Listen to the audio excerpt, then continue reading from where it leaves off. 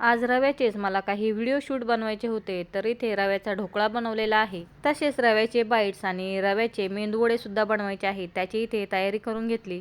जिरं, लसूण, हिरवी मिरची, कोथिंबीरची फोडणी देऊन मस्त रवा उकळवून घेतला। त्याच्यामध्ये उकडलेलं बटाटा घातलं। रव्याचे बाईट्स इथे तयार झालेले आहेत। याच पिठाचे मेंदूवडे सुद्धा खूप छान होतात। आता हे बाईट्स आणि मेंदूवडे फक्त आपल्याला तेलामध्ये तळून घ्यायचे असतात। रात्री अशी तयारी करून ठेवली तर सकाळी सुद्धा तळून आपण मुलांच्या टिफिनला देऊ शकतो। तर इथे बाईट तळून घेतले, बाकीचे फ्रीजमध्ये भरून ठेवले। सगळे काही तळून घेतले नाहीत, तर मुलांना सॉस बरोबर दिले, काही चटणी वगैरे केली नाही। नंतर मला मोदक करायचे होते, मोदक करून घेतले। तर बघा इथे कळीचा मोदक किती सुंदर तयार झालेला आहे।